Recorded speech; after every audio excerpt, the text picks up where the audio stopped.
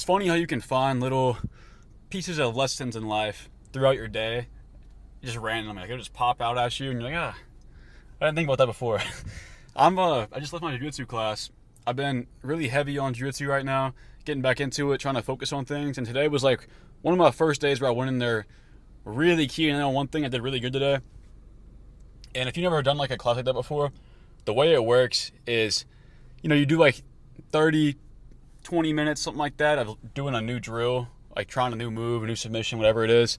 And then you roll with your partner for like 5 minutes, take a little break, 30 seconds, get a new partner, and you keep getting new partners and wrestling with somebody new. So I did all my rolls today. I did really well. I submitted a lot of people, which, it didn't happen a ton for me. I'm not like great, but I got a lot of submissions today.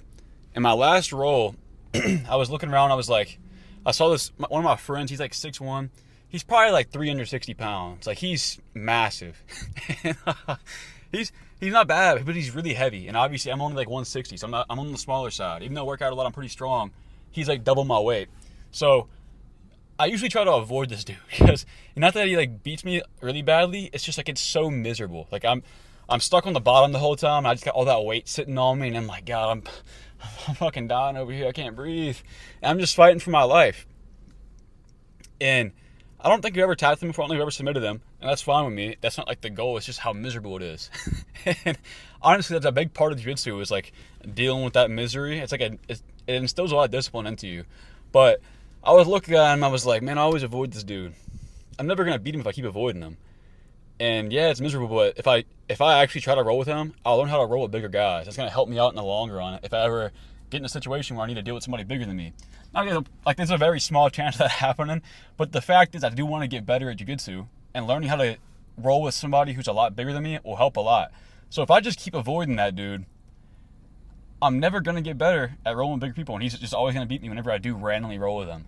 So I walked up to him, I was like, let's roll. Like, which usually it's just kind of, whenever I roll with him, it's like nobody has a partner, so I was like, I guess I'll do it. I guess I'll just get suffocated for 5 minutes. But I walked up to him, and I was like, yo, let's roll. And the reason I did that is because your fears are your limit. Whatever you're scared to do, it's going to be your limit, and whatever the endeavor is. So if I just kept avoiding that dude, I'm never going to get better at that. That's my limit. Like, I'm just stuck there. I might get better, in general with smaller people, but I'm never going to get better at dealing with that weight difference, that size difference. And then while I was rolling with him, I was like, being aware, this isn't a jiu-jitsu video.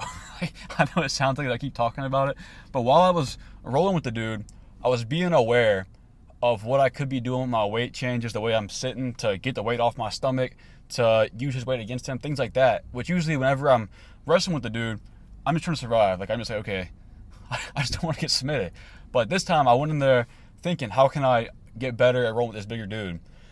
And I made it the whole time without getting submitted, which is, it's pretty good. But I almost got him a couple of times too, because I was thinking of how I could do something about it.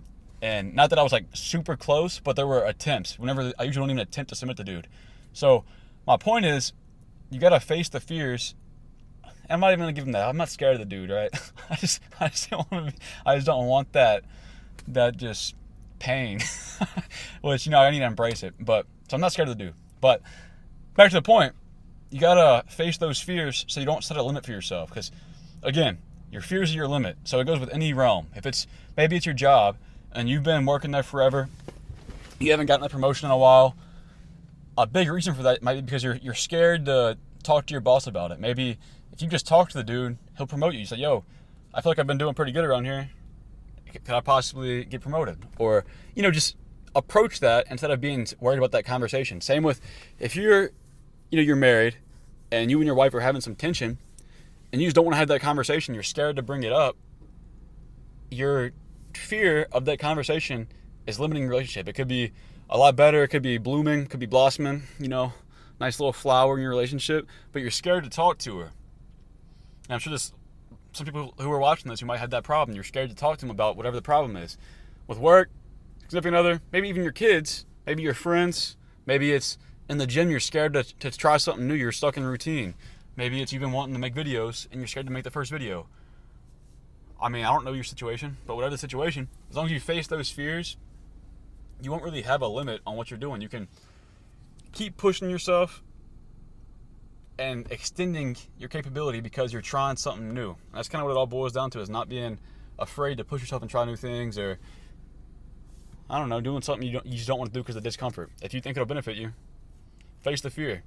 Fear and laziness are the two biggest things that'll hold you back. And if you look into any problem you're having, it's probably one of those two things that are keeping you from reaching the goal. So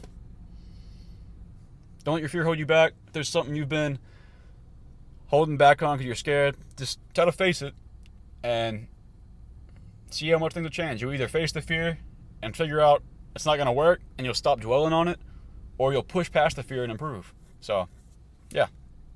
Got any back from this video? Appreciate you subscribe. Besides that, see you in the next one.